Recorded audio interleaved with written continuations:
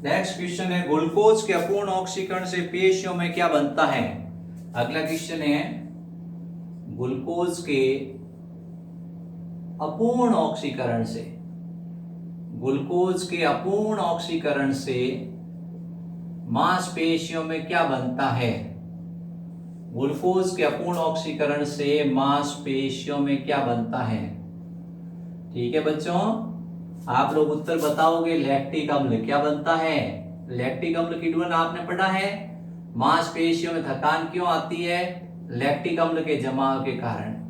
जब ऑक्सीजन नहीं मिलती, हम जल्दी जल्दी कार्य करते हैं, तो हमारी मांसपेशियों में क्या इकट्ठा होता है। लैक्टिक अम्ल। क्या होता है। लैक्टिक अम्ल। तो सवाल है ग्लूकोज के अपूर्ण ऑक्सीकरण से मांसपेशियों में क्या बनता है, तो उत्तर होगा लैक्टिक अम्ल। पेशियों में थकान क्यों आती है, तो भी उत्तर होगा लैक्टिक अम्ल। ग्लूकोज के एक अणु के किण्वन से कितने एटीपी बनते हैं। अगला सवाल है ग्लूकोज के एक अणु, ग्लूकोज के एक अणु, ग्लूकोज का जो एक अणु है, ग्लूकोज के एक अणु के किण्वन से, ग्लूकोज के एक अणु के किण्वन से कितने एटीपी बनते हैं। कितने एटीपी बनते हैं, तो आपको बताना है। ग्लूकोज के एक अणु के किण्वन से 2 एटीपी बनते हैं। ध्यान रखना बच्चों, उत्तर होगा 2 एटीपी। एटीपी का पूरा नाम बताओ। एटीपी का पूरा नाम है adenosine triphosphate. Adenosine triphosphate, adenosine triphosphate, adenosine triphosphate. एक एटीपी कितने किलो कैलोरी ऊर्जा के बराबर होता है। 7.3 किलो कैलोरी ऊर्जा के बराबर होता है। एक एटीपी में कितने फॉस्फेट बंद होते हैं। 3 फॉस्फेट बंद होते हैं। कितने होते हैं। 3 फॉस्फेट बंद पाए जाते हैं। 1, 2 और 3। एटीपी की खोज किसने की थी। कॉर्ड लेहमैन ने। किसने की थी। कॉर्ड लेहमैन ने। ये ध्यान रखना, एटीपी का खोज करता था।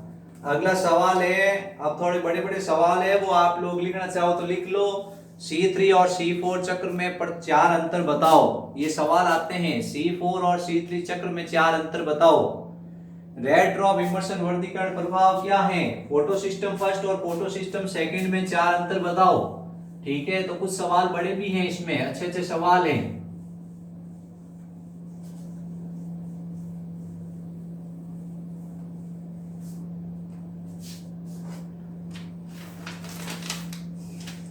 प्राकृतिक ऑक्सीजन का उदाहरण पूछा है कि प्राकृतिक ऑक्सीजन का उदाहरण बताओ। प्राकृतिक ऑक्सीजन का उदाहरण, प्राकृतिक ऑक्सीजन का उदाहरण, प्राकृतिक ऑक्सीजन का उदाहरण क्या है। प्राकृतिक ऑक्सीजन का उदाहरण है indole acetic acid.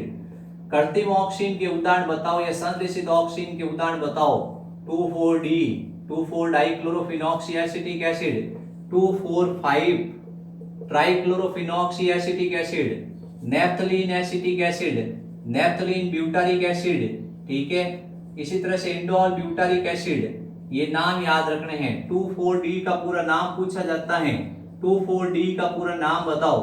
2,4-डाइक्लोरो, 2,4-डाइक्लोरो, 2,4-डाइक्लोरोफिनॉक्सी acetic acid, 2,4-डाइक्लोरोफिनॉक्सी acetic acid, 2,4-डाइक्लोरोफिनॉक्सी acetic acid.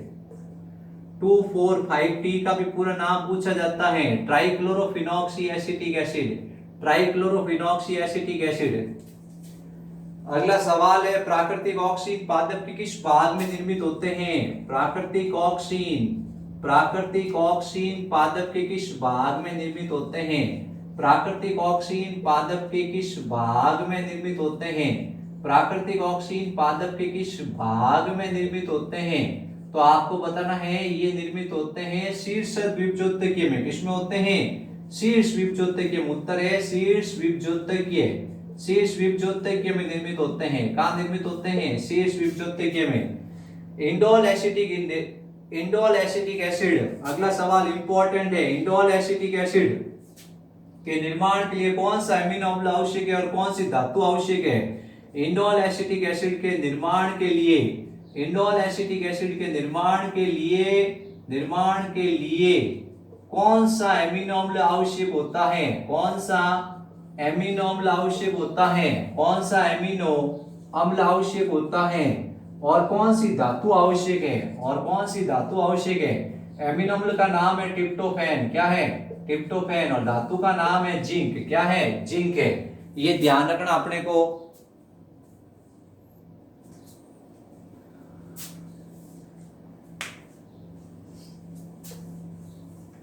बच्चों ये सवाल चल रहे हैं अभी, तो सवाल अपन लगभग 60 सवाल के पास पहुंचे हैं। इसमें 140 के आसपास सवाल है। आप लोग सवाल को ध्यान से सुनोगे तो आपको क्या है कि प्रश्न उत्तर कर लोगे तो खूब है। संश्लेषित ऑक्सीजन के नाम मैंने बता ही दिए आपको। संश्लेषित ऑक्सीजन के नाम, संश्लेषित ऑक्सीजन के नाम लिखो। तो संश्लेषित ऑक्सीजन का नाम है naphthalene acetic acid, naphthalene butyric acid, ठीक है, 2,4-D, dichlorophenoxy acetic acid, trichlorophenoxy acetic acid. शीर्ष प्रभाविता के लिए कौन सा हार्मोन उत्तरदायी है? शीर्ष प्रभाविता के लिए, शीर्ष प्रभाविता के लिए कौन सा हार्मोन उत्तरदायी है? तो बताना है ऑक्सीन। क्या बताना है? ऑक्सीन। तो मेहंदी और जो चना होता है, मेहंदी और चना होता है, उसकी बाढ़ को, खेत की बाढ़ को चौड़ी करने के लिए अपन किसका उपयोग करते हैं? मेहंदी और चना होता है, इसके शीर्ष भाग को काट देते हैं तो पार्श्व भाग की वृद्धि अधिक होती है। यानी शीर्ष प्रभाविता है, उसके लिए उत्तरदायी हार्मोन कौन सा है? ऑक्सीन। सवाल आता है किसान खेत की बाढ़ की चौड़ी करने के लिए किसका उपयोग करता है? शीर्ष भाग को काटता है। जड़ों के आरंभन के लिए, जड़ों के आरंभन के लिए कौन सा हार्मोन उत्तरदायी होता है? जड़ों के हार्मोन के लिए indole butyric acid, indole butyric acid जड़ों के हार्मोन के लिए। कुछ पौधों की खेती अपन कर्तन विधि से काटते हैं, उसमें पौधे का कोई भाग उसको काटते हैं, काट कर पहले इंडोल ब्यूटारिक एसिड में लगाते हैं, फिर उसके बाद उसको जमीन में लगाते हैं, जड़ों का आरंभन आसानी से होता है। आनिषेक फलन के लिए कौन सा हार्मोन उत्तरदायी है? आनिषेक फलन यानी बिना निषेचन फल का निर्माण होना। आनिषेक फलन के लिए कौन सा हार्मोन उत्तरदायी है? ऑक्सीन और जिब्रेलिन। ज्यादा प्रभावी जिब्रेलिन होता है।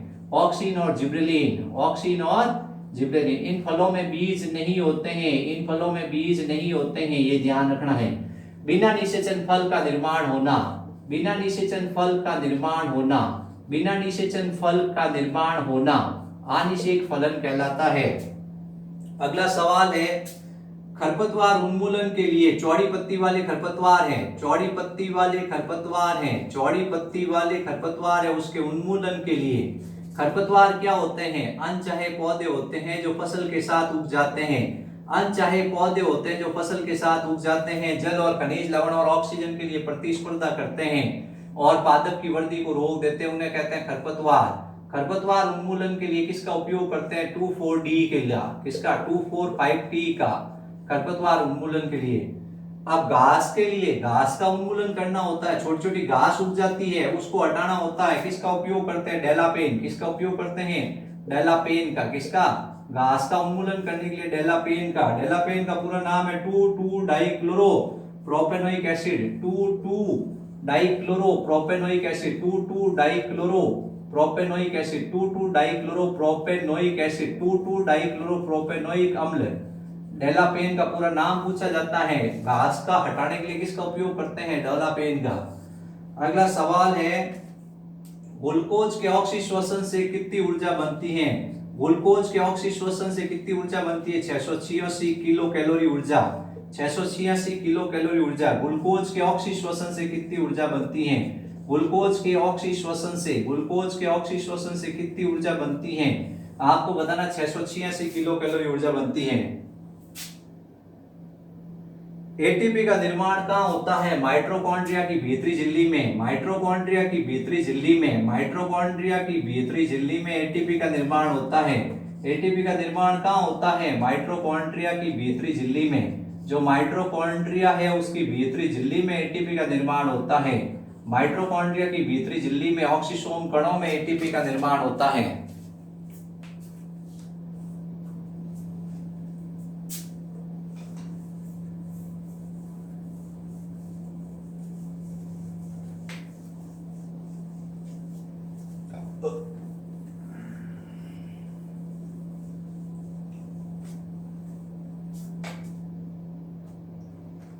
अब कीमोऑस्मेटिक सिद्धांत किसने दिया? कीमोऑस्मेटिक। अगला क्वेश्चन है, कीमोऑस्मेटिक, केमियोस्मेटिक सिद्धांत किसने दिया? केमियोस्मेटिक सिद्धांत किसने दिया? पीटर मिटचेल ने। किसने दिया? पीटर मिशेल ने। किसने दिया? Peter Michel. पीटर मिशेल ने दिया कीमोऑस्मेटिक सिद्धांत। अंकुरित अरंडी के बीजों का श्वसन गुणांक कितना होता है? अंकुरित अरंडी के बीजों का श्वसन गुणांक कितना होता है? अंकुरित अरंडी के बीजों का श्वसन गुणांक कितना होता है बच्चों? ये सब श्वसन गुणांक में मैंने पढ़ा रखा है, बताओ। तो आपको बताना है 1 से कम। क्या होता है? 1 से कम, क्योंकि उसमें वसा आधारित पदार्थ है। क्या है? वसा आधारित पदार्थ। और वसा का श्वसन गुणांक आपको पता है 0.7 होता है। कितना होता है? 0.7। प्रकाश फॉस्फोरिलीकरण की परिभाषा। प्रकाश फॉस्फोरिलीकरण की परिभाषा। प्रकाश फॉस्फोरिलीकरण की परिभाषा। प्रकाश फॉस्फोरिलीकरण की परिभाषा क्या है? प्रकाश की उपस्थिति में एटीपी का निर्माण होना। प्रकाश की उपस्थिति में एटीपी का निर्माण होना। प्रकाश की उपस्थिति में एटीपी का निर्माण होना। अगला सवाल है, ऑक्सीकारी फास्फोरिलीकरण किसे कहते हैं? ऑक्सीकारी फास्फोरिलीकरण किसे कहते हैं? ऑक्सीकारी फास्फोरिलीकरण किसे कहते हैं? ऑक्सीकारी फास्फोरिलीकरण किसे कहते हैं? ऑक्सीजन की उपस्थिति में एटीपी का निर्माण होना। ऑक्सीजन की उपस्थिति में एटीपी का निर्माण होना। ऑक्सीजन की उपस्थिति में एटीपी का निर्माण होना। प्रकाश फॉस्फोरिलीकरण होता है हरित लवक में। कहां होता है?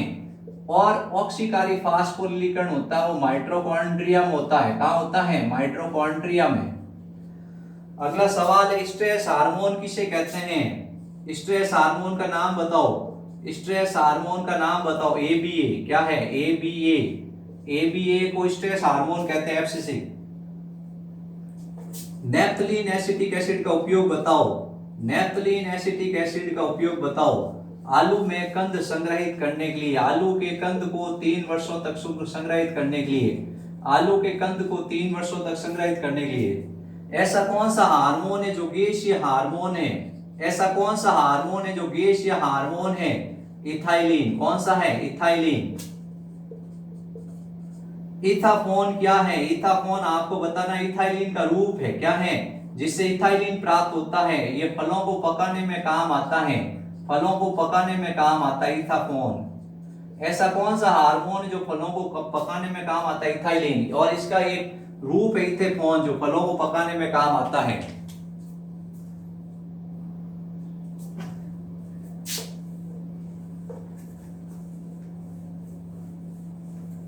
तीन चैप्टर है, श्वसन, प्रकाश संश्लेषण और पादप वृद्धि। तो पादप वृद्धि में केवल हार्मोन ही बचे हैं आपके शेष, बाकी सब हटा दिया गया है। 5 नंबर की इकाई है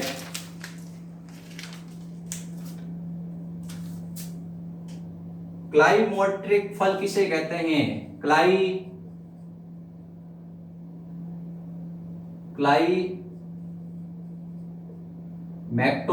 फल किसे कहते हैं? क्लाइमैक्टोरिक फल किसे कहते हैं? तो आपको बताना है ऐसे फल जो पकने के समय इथाइलिन उत्पन्न करते हैं। ऐसे फल जो पकने के समय इथाइलिन उत्पन्न करते हैं। ऐसे फल जो पकने के समय इथाइलिन उत्पन्न करते हैं। ऐसे फल जो पकने के समय इथाइलिन उत्पन्न करते हैं। अगला सवाल है, बोल्टकरण क्या है? बोल्टकरण क्या है? तो आपको बताना है दीर्घित पर्ण रहित पर्ण को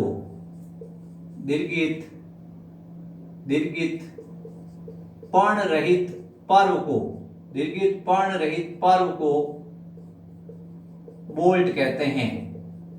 दीर्घित पर्ण रहित पर्ण को, यानी पर्व है एक जिसके ऊपर पर्ण नहीं लगे हुए हैं, दीर्घित पर्ण रहित पर्व को बोल्ट कहते हैं और इसके निर्माण की क्रिया को बोल्टीकरण कहते हैं। अगला सवाल है, बेवकूफ नवोद्भिद किसके कारण उत्पन्न होता है? बेवकूफ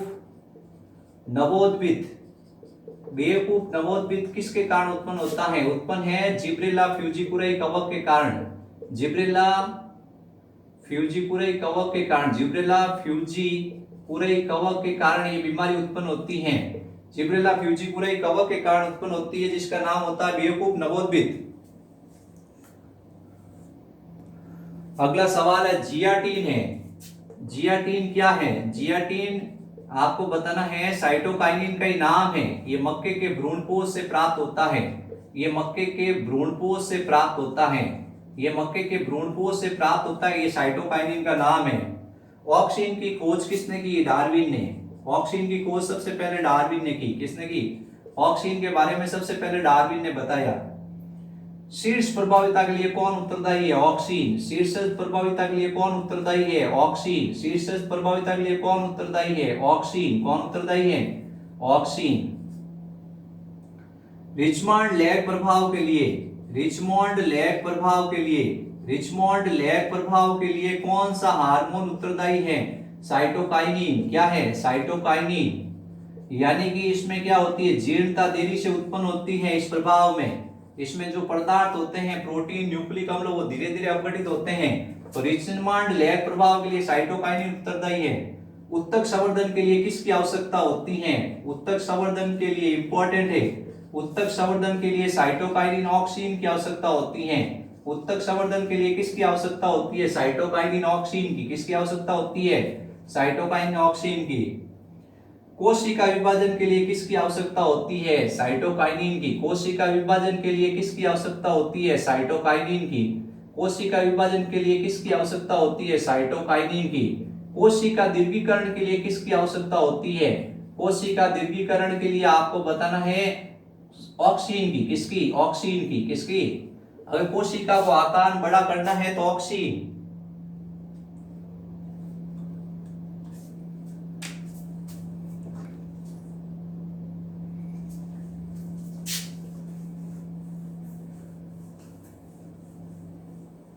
ये छोटे छोटे सवाल चल रहे हैं।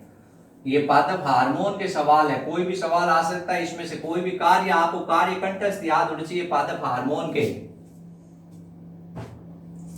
अगला सवाल है आनिषेक फलन के लिए कौन सा हार्मोन उत्तरदायी है? आनिषेक फलन के लिए कौन सा हार्मोन उत्तरदायी है? आनिषेक फलन के लिए तो आपको बताना ऑक्सीन, जिब्रेलिन। कौन सा है? ऑक्सीन और जिब्रेलिन है। कौन सा है? ऑक्सीन, जिब्रेलिन है। अगला सवाल है वृद्धि अवरोधक हार्मोन का नाम बताओ। वृद्धि अवरोधक हार्मोन का नाम बताओ। वृद्धि अवरोधक हार्मोन का नाम है ABA, एब्सिसिक एसिड और इथाइलिन। पादप कारकी का जनक कौन है? प्लांट फिजियोलॉजी, यानी जो पादप कारकी पढ़ रहे हैं इसका जनक कौन है? Stephen Hales. पादप कारकी का जनक कौन है? पादप कारकी का जनक है स्टीफन हेल्स। कौन है? Stephen Hales. ऊर्जा का तत्कालिक स्रोत क्या है? ग्लूकोज। ऊर्जा का तत्कालिक स्रोत क्या है? ऊर्जा का तत्कालिक स्रोत क्या है? ऊर्जा का तात्कालिक स्रोत क्या है? ग्लूकोज। क्या है? उत्तर है ग्लूकोज। क्या है? ग्लूकोज। प्रेरित आनिषेक फलन बिना निषेचन फल का निर्माण होना। अप्रकाशिक अभिक्रिया की खोज किसने की? अप्रकाशिक अभिक्रिया की खोज किसने की? ब्लैकमैन ने। अप्रकाशिक अभिक्रिया की खोज किसने की? ब्लैकमैन ने। अप्रकाशिक अभिक्रिया की खोज किसने की? ब्लैकमैन ने। किसने की? ब्लैकमैन ने। CO2 का अपचयन कहां होता है? CO2 का अपचयन कहां होता है? स्ट्रोमा में। कहां होता है? CO2 का अपचयन कहां होता है? स्ट्रोमा में। कहां होता है? स्ट्रोमा में होता है। बोल्ट क्या है? बोल्ट क्या है? अगला क्वेश्चन है बोल्ट क्या है? बोल्ट तो आपको बताना है दीर्घित पर्ण रहित पर्व का निर्माण। दीर्घित पर्ण रहित पर्व का निर्माण। दीर्घित पर्ण रहित पर्व का निर्माण बोल्ट कहलाता है और इसके निर्माण की क्रिया को बोल्टीकरण। अगला सवाल है बोल्टीकरण क्या है? बोल्टकरण क्या है? प्राकृतिक रूप से रोजेट स्वभाव को, प्राकृतिक रूप से रोजेट स्वभाव को, जो प्राकृतिक रूप है से रोजेट स्वभाव को, प्राकृतिक रूप से रोजेट स्वभाव को, प्राकृतिक रूप से जो रोजेट होते हैं यानी छोटे पौधे होते हैं, प्राकृतिक रूप से रोजेट स्वभाव को लंबे, जैसे ये पत्ता गोभी देखी होगी आपने कितनी पास पास होती है। प्राकृतिक रूप से रोजेट स्वभाव को लंबे दीर्घित रूप में परिवर्तित होना। ये रोजेट है। क्या है? ये पास पास में है। इसको किस बदल दिया? ऐसे लंबा कर दिया। क्या कर दिया? ऐसे लंबा कर दिया। तो इसको कहते हैं बोल्टकरण। क्या कहते हैं? बोल्टकरण।